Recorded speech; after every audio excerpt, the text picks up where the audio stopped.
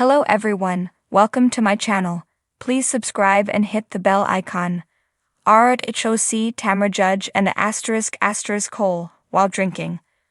RHOC star Tamra judge can be a lot of things when she drinks, and one of them is an ****. The mother of four admits that she likes to have a good time and party.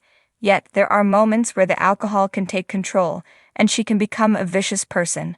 So what else does Tamra have to say about her drinking? Keep reading for more details.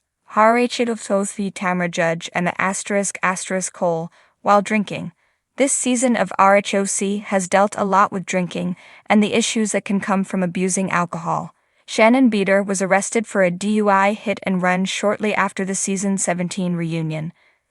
This was a big deal after she was drunkenly calling her co-stars, telling them about her relationship problems, and then denying that ever happened. She also brought up Gina Kirschenheiter's DUI and the consequences she had faced, but made it more dramatic than it really was. This was very damaging and hurtful to Gina, but Shannon lacked accountability. For years, co-stars had called Shannon out on her drinking, but she claimed she did not have a problem. She is still drinking even after being arrested, which Tamra judge has repeatedly pointed out. Yet, Tamra does not shy away from the fact she loves to have a good time. She even slipped running naked into a hot tub in Mexico, leading to a broken foot. Now she is opening up about how bad she can be when she drinks. According to Reality T, she admits she is a problem when she is around alcohol. Tamra's co-star, Jennifer Pedranti, commented that she is a problem when she drinks. So what did Tamra have to say about that statement? Even though she and Jen are not in a great place right now, she could not dispute this. Fans are over Tamra. Sadly, RHOC fans do not care for Tamra judge or her antics. She had been fired and then was brought back in season 17. Yet, it has not been the best homecoming. Tamra has a lot to say about how much another woman drinks and seems to think we forgot when she tried to get Gretchen naked wasted and made her creepy 22-year-old son take advantage of her just to prove a point about how Gretchen isn't as innocent as she seems. I do believe the devil is in Tamra judge's spirit. Given this behavior, Tamra shouldn't be allowed back on the show. She's a toxic person who only seems to bring pain to others. My heart hurts for Shannon. With a friend like Tamra who needs enemies like John and Alexis, so it is clear that Tamra, alcohol or not, is the least desirable player of RHOC. Hopefully she can reflect on her behavior and change her ways before another season goes by. Tamra judge has never been one to shy away from controversy, especially when alcohol is involved. The fiery blonde has built her reputation on being the life of the party, and more often than not, the trouble that comes with it. In the latest season of ***, The Real Housewives of Orange County ***, RHOC, Tamra's penchant for causing a scene while drinking has once again taken center stage, earning her the title of an **** among her castmates and fans alike. It all began innocently enough. The RHOC ladies had gathered at a lavish beach house for what was supposed to be a relaxing weekend getaway. The ocean views were breathtaking, the wine was flowing, and for a moment, it seemed like the women might actually enjoy a drama-free vacation, but when it comes to Tamra judge, peace and tranquility are as fleeting as a mirage. As the sun dipped below the horizon, the ladies settled into a cozy spot around a crackling fire pit. Glasses clinked, laughter echoed, and the conversation turned to the usual topics: husbands, children, and the latest plastic surgery rumors. But Tamra, never one to let a good time pass without stirring the pot, decided it was time to kick things up a notch. With a mischievous glint in her eye, Tamra reached for the tequila. "Shots, anyone?" she called out, holding up the bottle like a prize. A few hesitant hands went up, but most of the ladies declined, knowing all too well where an evening of tequila shots with Tamra could lead. Undeterred, Tamra poured herself a generous measure and downed it in one go, her face scrunching up briefly before she let out a triumphant whoop. "Come on, ladies, where's your sense of fun?" she teased, her voice already tinged with the familiar edge that signaled trouble. But it wasn't just fun Tamra was after.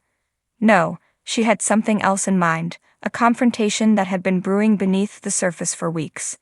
Gina Kirschenheiter, sitting across from Tamra, caught the shift in her demeanor and braced herself.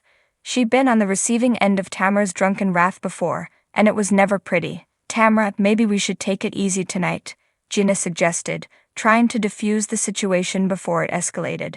But Tamra was having none of it. Oh, don't be such a buzzkill, Gina, she shot back, her words slurring slightly. You're always so uptight. This is supposed to be fun. The tension in the air was palpable as the other women exchanged uneasy glances. Emily Simpson, ever the diplomat, tried to steer the conversation back to safer territory. So has anyone heard the latest about Heather's new movie role? She asked, hoping to distract Tamra. But Tamra was like a dog with a bone. She wasn't going to let go until she'd had her say. Oh please, Tamra scoffed, rolling her eyes. Heather's always so perfect, isn't she? Little Miss Fancy Pants with her acting career and her big shiny house. Give me a break. Heather Dubrow, who had been quietly sipping her wine, stiffened at Tamra's words. Excuse me, she asked, her voice icy. What exactly are you trying to say, Tamra? Tamra grinned, knowing she had hit a nerve. I'm just saying, Heather, not everyone has to be so damn perfect all the time. Maybe if you let your hair down once in a while, people would actually like you. Heather's eyes narrowed, but before she could respond, Shannon Beater jumped in, trying to play peacemaker. Tamra, let's not do this tonight, okay? We're all here to have a good time. But Tamra was already on a roll, and there was no stopping her now. Oh, come on, Shannon. You're always so quick to defend Heather. Why is that? Are you afraid she'll cut you off from her fancy parties if you don't kiss her ass? Shannon's face flushed with anger. That's not true, Tamra, and you know it. The other women watched in stunned silence as Tamra and Shannon went toe-to-toe. It was clear that the tequila had unlocked a darker side of Tamra, one that wasn't afraid to burn bridges and take no prisoners. You know what, Shannon? You're just as bad as Heather, Tamra sneered. Always playing the victim, always looking for someone to blame. Maybe if you took responsibility for your own life, you wouldn't be such a mess. Shannon's eyes welled up with tears, but she refused to back down. That's rich coming from you, Tamra. You're the one who's always stirring up drama and then acting like the victim when it blows up in your face. The exchange had reached a boiling point, and it was clear that something had to give. Emily, ever the voice of reason, tried once more to intervene. Tamra, I think you've had enough to drink.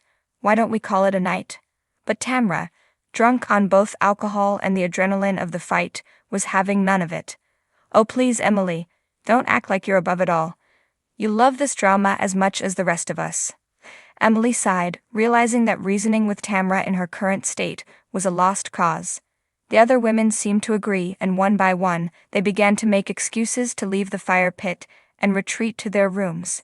As the night wore on, Tamra found herself alone by the fire, the flames casting flickering shadows on her face.